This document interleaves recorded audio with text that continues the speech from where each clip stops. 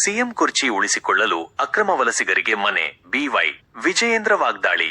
ಬಾಗಲೂರು ಮುಖ್ಯ ರಸ್ತೆಯಲ್ಲಿ ನಡೆದ ಕೋಗಿಲು ಉಳಿಸಿ ಅಕ್ರಮ ವಲಸಿಗರನ್ನು ತೊಲಗಿಸಿ ಬೃಹತ್ ಪ್ರತಿಭಟನೆಯಲ್ಲಿ ಮಾತನಾಡಿದ ಬಿವೈ ವಿಜಯೇಂದ್ರ ಅವರು ರಾಜ್ಯ ಸರ್ಕಾರದ ವಿರುದ್ಧ ತೀವ್ರ ಆಕ್ರೋಶ ವ್ಯಕ್ತಪಡಿಸಿದರು. ಪ್ರಮುಖ ಆರೋಪಗಳು: ಕುರ್ಚಿ ಉಳಿಸಿಕೊಳ್ಳುವ ತಂತ್ರ. ಕೆಸಿ ವೇಣುಗೋಪಾಲ್ ಅವರು ಬೆದರಿಕೆ ಹಾಕಿದ ತಕ್ಷಣ ಸಿದ್ದರಾಮಯ್ಯನವರು ತಮ್ಮ ಮುಖ್ಯಮಂತ್ರಿ ಸ್ಥಾನವನ್ನು ಉಳಿಸಿಕೊಳ್ಳುವ ಭೀತಿಯಿಂದ ಅಕ್ರಮ ವಲಸಿಗರಿಗೆ ಮನೆ ನೀಡಲು ಮುಂದಾಗಿದ್ದಾರೆ ಎಂದು ವಿಜಯೇಂದ್ರ ಟೀಕಿಸಿದರು. ಆಂತರಿಕ ರಾಜಕೀಯ. ಡಿಕೆ ಶಿವಕುಮಾರ್ ಅವರು ಸಿಎಂ ಕುರ್ಚಿ ಕಸಿದುಕೊಳ್ಳುವ ಉದ್ದೇಶದಿಂದ ವೇಣುಗೋಪಾಲ್ ಮೂಲಕ ಸಿಎಂಗೆ ಧಮ್ಕಿ ಹಾಕಿಸುತ್ತಿದ್ದಾರೆ ಎಂದು ಅವರು ಆರೋಪಿಸಿದರು. ಮನೆಗಳ ಹಂಚಿಕೆಯಲ್ಲಿ ಅನ್ಯಾಯ. ರಾಜ್ಯದಲ್ಲಿ ಸುಮಾರು 38 ಲಕ್ಷ ಜನರು ಮನೆಗಾಗಿ ಅರ್ಜಿ ಹಾಕಿ ಕಾಯುತ್ತಿದ್ದಾರೆ. ಕಳೆದ 2.5 ವರ್ಷದಲ್ಲಿ ಕಾಂಗ್ರೆಸ್ ಸರ್ಕಾರ ಅರ್ಹರಿಗೆ ಒಂದೇ ಒಂದು ಮನೆ ನೀಡಿಲ್ಲ. ಆದರೆ ಅಕ್ರಮ ವಲಸಿಗರಿಗೆ ಮನೆ ನೀಡಲು ಹೊರಟಿರುವುದು ಅಕ್ಷಮ್ಯ ಅಪರಾಧ ಎಂದರು.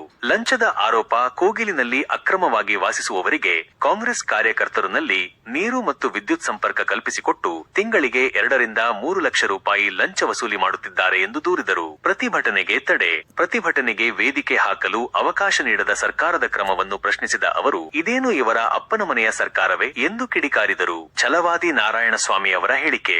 ವಿಧಾನ ಪರಿಷತ್ ವಿಪಕ್ಷ ನಾಯಕ ಛಲವಾದಿ ನಾರಾಯಣಸ್ವಾಮಿ ಮಾತನಾಡಿ, ಬಾಂಗ್ಲಾದೇಶದ ರೋಹಿಂಗ್ಯಾಗಳಿಗೆ ಮನೆ ನೀಡಲು ಇವರಿಗೆ ಅಧಿಕಾರ ನೀಡಿದವರು ಯಾರು? ಕಾನೂನಾತ್ಮಕವಾಗಿ ಕಾಯುತ್ತಿರುವವರಿಗೆ ಮನೆ ನೀಡದೆ ಇವರಿಗೆ ವಿಶೇಷ ಪ್ರೀತಿ ತೋರಿಸುತ್ತಿರುವುದು ಸರಿಯಲ್ಲ ಎಂದು ಪ್ರಶ್ನಿಸಿದರು. ಮುಂದಿನ ಹಂತ.